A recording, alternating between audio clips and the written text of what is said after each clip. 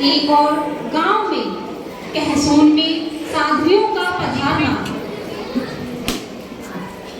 ग्रामानुग्राम विचरण करते हुए प्रभु महावीर की अमृतमय वाणी का पान कराने के लिए शांत मूर्ति गुणी श्री शीतलमती जी महाराज, गुणी श्री मनोहरमती जी महाराज व गुणी श्री कैलाशवती जी महाराज थाने 3 गांव कहसोन में पधारे हैं। सभी ग्रामवासी गुणी जी महाराज के दर्शन और प्रवचनों का लाभ ले। अच्छा, हमारे ग्राम में गुणी जी महाराज पधारे हैं। मैं उनके दर्शन और प्रवचनों का लाभ लेता हूँ। पिताजी का जाना और बालिका कृष्णा का पूछना। पिताजी, मैंने सुना है हमारे यहाँ गुणी जी महाराज पधारे हैं। मैं भी उनके दर्शन करने जाऊंगी। हाँ बेटी, तुम्हारी भावना अति उत्तम है। मैं वहीं जा रहा हूँ, तुम भी मेरे साथ चलो। ठीक है पिताजी।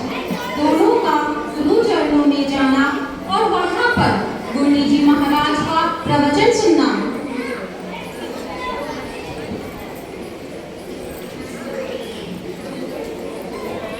भगवान महावीर स्वामी अपनी वाणी में फरमाते हैं, दुर्लभ खलु मानुष्य कीट कालेन जी सब पानी दादाए विवाह कमुनो सम्यक द्वयमा कमाए। महापुरुष फरमाते हैं कि यह मनुष्य का चोला बड़े पुण्यों से प्राप्त हुआ है। 84 लाख जीव योनि से भटकने के बाद मिला है। न जाने इस आत्मा ने कितने कितने कष्ट सहे हैं। ये आत्मा कभी नरक गति में गई तो कभी तिर्यंच गति में गई। बंधुओं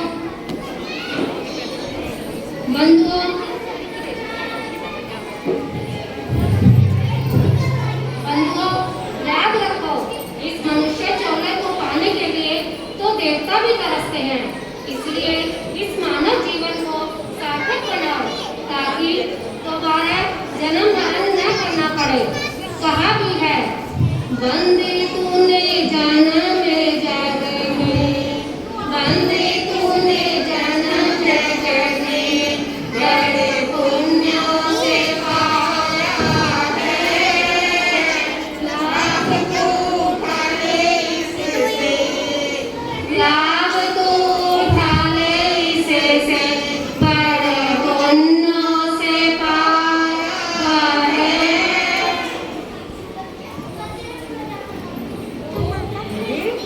गुणी जी महाराज ने भी तो फरमाया है कि मानव जीवन बड़े पुण्यों से पाया है। क्यों न मैं भी अपने जीवन को सार्थक कर गुणी जी महाराज के चरणों में दीक्षा ग्रहण करूं। प्रवचन पूर्ण होने के बाद गुणी जी के पास आकर बालिका कृष्णा का कहना। मसेन मंदानी गुरु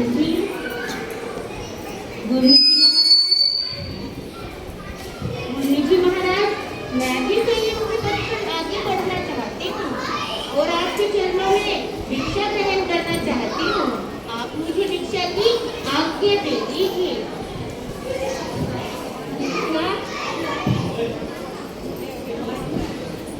कृष्णा, तुम्हारी भावना बड़ी उत्तम है, परंतु हम ऐसे ही दीक्षा नहीं दे सकते। पहले तुम अपने माता पिता से आज्ञा लेकर आओ। ठीक है गुरु जी महाराज, मैं अभी अपने माता पिता से आज्ञा लेकर आती हूँ। मसेन मंदानी गुरु पालो। कृष्णा का अपने घर पर चले जाना। माता जी, मैं साधवी करना चाहती हूँ। साधवी करना बहुत कठिन काम है। आप ये क्या कह रही हो? साधवी करना बहुत कठिन काम है। माइक से तो बोल। बहुत कठिन काम है।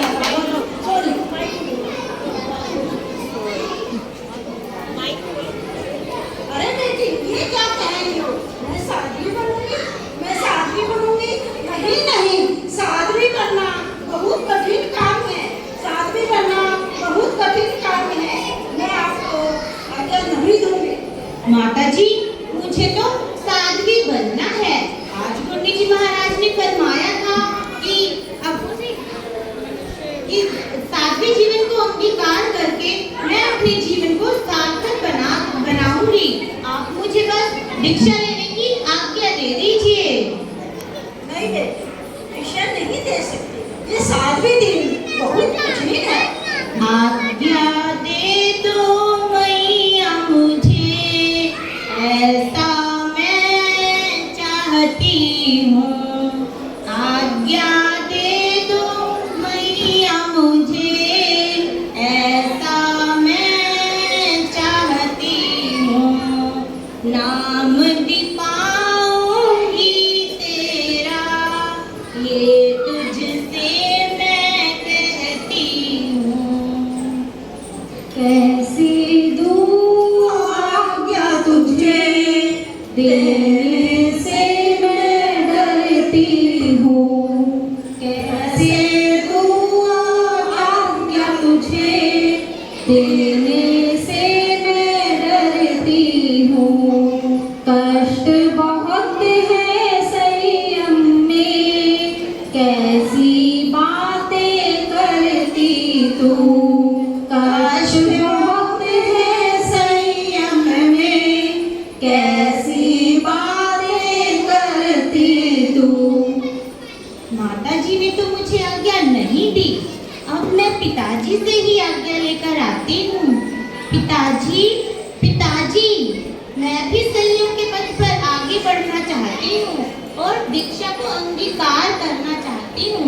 आप मुझे दीक्षा की आज्ञा दे दीजिए। क्या बेटी, तू क्या कह रही है? संयम लेना कोई बच्चे का खेल नहीं। मूंग के दांतों से लोहे के चने चबाने पड़ते हैं। सर्दी, गर्मी, भूख, प्यास इत्यादि 22 परिश्रमों को सहन करना पड़ता है। पिताजी, आप ये क्या कह रहे हैं? आपने क्या अपनी बेटी को इतना कायर समझा है कि वो ये कष्ट सहन ना करे? आज गुरु जी ने फरमाया था कि भगवान महावीर पे कितने कितने कष्ट आए हैं, फिर ये कष्ट तो कुछ भी नहीं है। आप बस मुझे आज्ञा दे दीजिए, मैं सभी कष्टों को हंसते हंसते सहन करूंगी।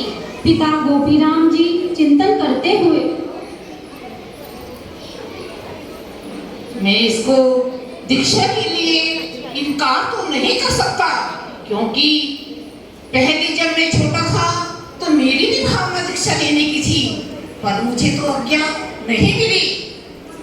शादी के बाद ही 12 साल के बाद मैं चुनिया को लेने नहीं गया। मैं चाहता था वो भी दीक्षा ले, लेकिन मेरी किस्मत में नहीं था।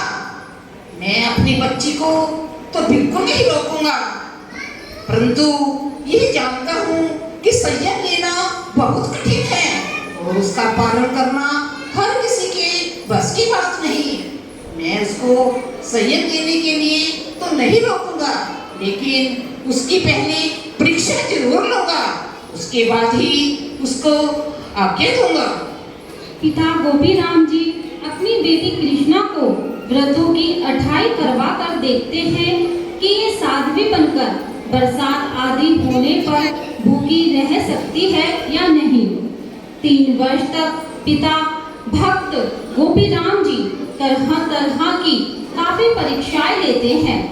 उसके बाद जब कृष्णा की चाची इलायची देवी को पता चलता है कि मेरे जेठ की लड़की कृष्णा साध्वी बनना चाहती है, तो क्यों ना मैं भी जाकर उसकी परीक्षा लेकर देखूं।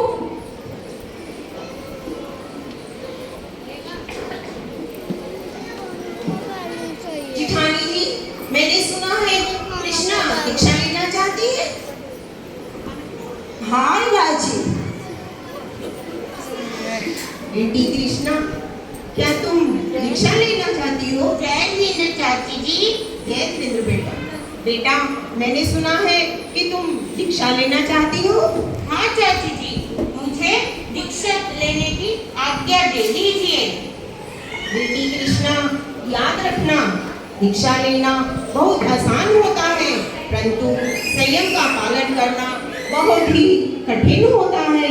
हाथों से केशों का नोच करना, नंगे पांव विहार करना, रात्रि भोजन का त्याग करना, रजाई गद्दों का त्याग करना, ये सब बहुत ही कठिन कार्य है। बेटी, तू तो बहुत कोमल है, तू ये सब नहीं कर सकेगी। नहीं चाची जी, मैं ये सब हंसते हंसते सहन करूंगी और आप सबका नाम रोशन करूंगी। आप बस मुझे दीक्षा की आज्ञा दिलवा दीजिए। कहती ही है या कुछ करेगी भी? मुझे इसकी परीक्षा लेकर देखना चाहिए। जेठानी जी, आप मुझे कृष्णा को घर ले जाने की आज्ञा दे दीजिए, ये वहीं पर खाना खा लेगी। हाँ इलाजी, आप कृष्णा को ले जाओ। चलो कृष्णा। चाची कृष्णा को अपने साथ अपने घर पर लेकर जाती है।